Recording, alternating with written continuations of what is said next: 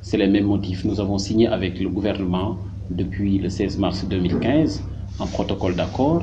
Le gouvernement nous avait promis de commencer à exécuter ce protocole 15 jours après la signature du document, de ces accords, et aujourd'hui nous en sommes à presque un an. Cela veut dire quoi? Nous avons été patients pour que le gouvernement règle la question de l'indemnité de logement des enseignants du supérieur. Nous avons été patients pour que le gouvernement donne une réponse, on va dire, claire sur la question de la retraite. Nous avons été patients pour que le gouvernement traite une bonne fois pour toute la question de la réforme des titres. Nous avons été patients pour que le gouvernement traite la question de l'orientation de nouveaux bacheliers. Eh bien, jusqu'au moment où je vous parle, il n'y a que, si l'on en croit le ministre de l'Enseignement supérieur, la réforme des titres qui commence à faire son chemin. Bien entendu, la loi cadre est votée, mais on sait dans quelles conditions. Et même la version qui finalement a été votée n'est pas la bonne version. C'est ça qui est triste dans cette affaire-là. Le gouvernement joue avec l'université, le gouvernement joue avec la communauté universitaire, le gouvernement joue avec le peuple sénégalais. Et malheureusement, qui en pâtit? C'est le peuple sénégalais qui en pâtit. Par ces enfants qui sont appelés à prendre les responsabilités pour le développement de cette société. Eh bien, leur formation est en train de décliner. Leur formation est en train de se faire au rabais. Leur formation est fortement, on va dire, en baisse. C'est dommage, c'est triste. Et nous nous battons depuis plusieurs années pour que le gouvernement respecte l'université et respecte cette société. Malheureusement, nous avons affaire à des gens qui ne nous respectent pas, qui ne respectent pas l'université. Eh bien voilà la situation dans laquelle nous nous trouvons.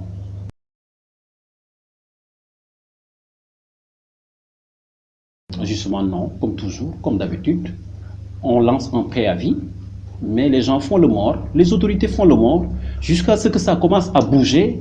Et qu'est-ce qu'ils font?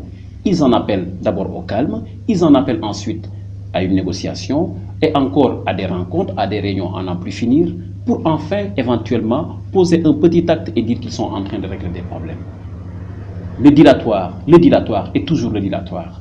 C'est triste. Nous avons affaire à des autorités, malheureusement, qui ne mesurent pas la gravité de la situation de l'université sénégalaise, et même de l'école sénégalaise en général. Vous avez vu ce qui s'est passé il n'y a pas très longtemps.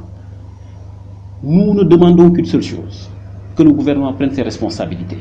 Si on veut avoir une université de qualité et une université qui forme des jeunes qui vont prendre des responsabilités dans cette société, pour lui donner un coup de pouce dans le sens du développement, eh bien, il faut mettre les moyens qu'il faut. Ça fait maintenant plus de 5 ans qu'on ne cesse de se battre pour la même chose, c'est-à-dire pour l'augmentation des budgets dans les universités, c'est-à-dire pour la stabilisation, c'est-à-dire pour l'autonomie de l'université, c'est-à-dire pour le respect des accords, pour que toute la communauté universitaire puisse se sentir membre de cette institution qui nous tient tous à cœur, que nous aimons tant. Mais malheureusement, nous avons affaire à des gouvernants qui ne respectent pas le savoir, qui ne respectent pas la science, qui ne respectent pas la culture. Eh bien, bonjour les dégâts, nous sommes en train d'aller tout droit dans le mur à cause de ce qui nous dirige.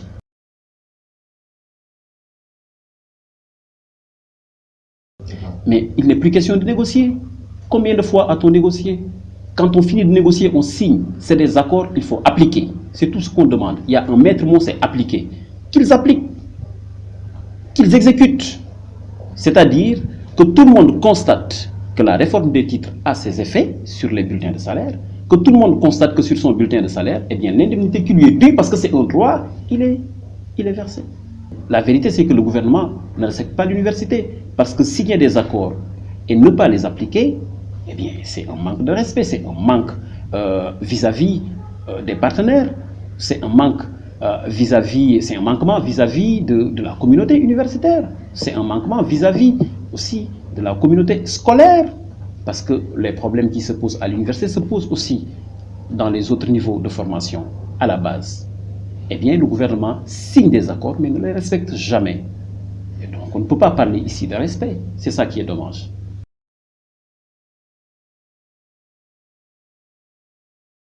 Que l'opinion publique comprenne d'abord notre combat, que l'opinion publique soutienne notre combat, et que l'opinion publique sache que nous ne sommes pas hors de l'opinion, que nous sommes membres à part entière de la société, et que ce que nous formons dans les universités, c'est avant tout ceux avec qui nous vivons dans les mêmes familles, dans les mêmes communautés culturelles, dans cette société sénégalaise, dans la société africaine. Donc, nous ne sommes pas contre les étudiants, nous ne sommes pas contre nos partenaires, le personnel administratif, nous sommes contre la démarche du gouvernement, qui est une démarche malheureusement malhonnête, qui ne règle pas les problèmes, qui en crée et qui fait autre chose. Or, l'éducation, la formation, c'est trop sérieux, c'est trop grave.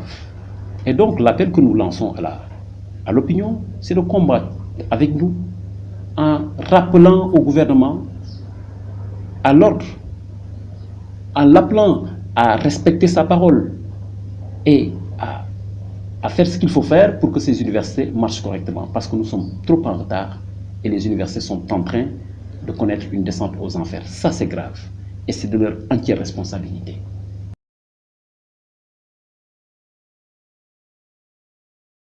Nous avons une batterie d'actions. Nous en sommes qu'au début. Et nous ne comptons pas nous arrêter. Parce que nous voulons traiter une bonne fois pour toutes ces questions-là. Que le gouvernement sache que nous sommes prêts à aller jusqu'au bout. Qu'il fasse ce qu'il veut, mais nous sommes prêts à défendre un patrimoine, l'université sénégalaise et africaine. Et de ce point de vue-là, nous ne transigerons pas. Mais nous ne pouvons pas leur dire ce que nous allons faire. Le but, ce n'est pas d'avoir une année blanche. Le but, c'est de mettre le gouvernement devant ses responsabilités. Nous avons le droit d'aller en grève et nous avons respecté la procédure pour aller en grève. Nous allons le faire. La suite, on ne dira pas au gouvernement ce que nous allons faire. C'est à lui de prendre ses responsabilités. Et encore une fois, nous prenons l'opinion à témoin.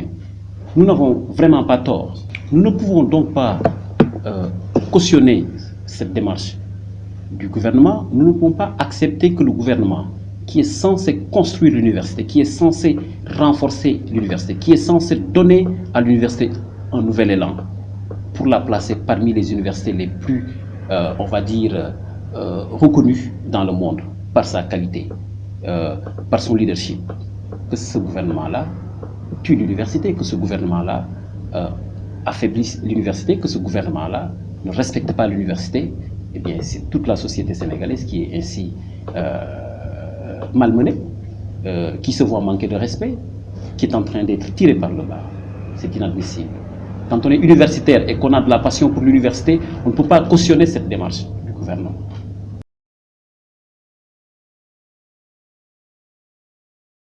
Je vais vous faire une confidence.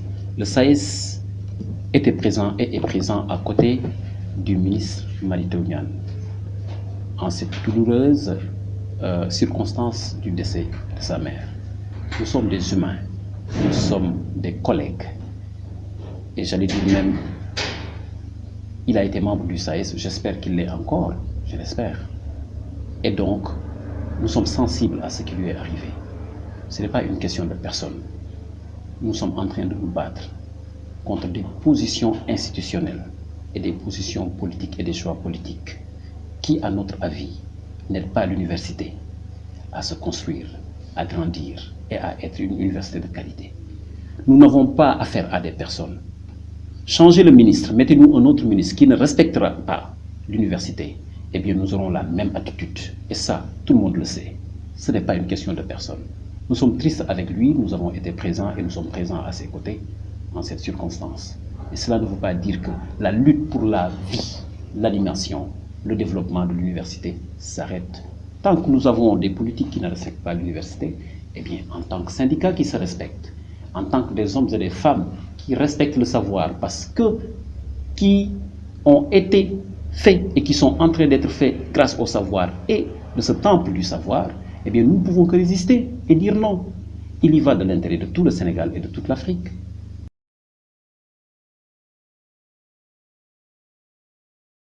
Un dernier mot à l'endroit des pouvoirs publics, en particulier sur la question des nouveaux bacheliers. J'ai envie de dire à tout le monde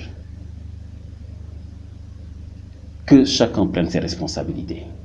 L'université est en train d'aller tout droit dans le mur parce que jusqu'à présent, on n'a pas clarifié la qualité de celui ou celle qui doit orienter les nouveaux bacheliers.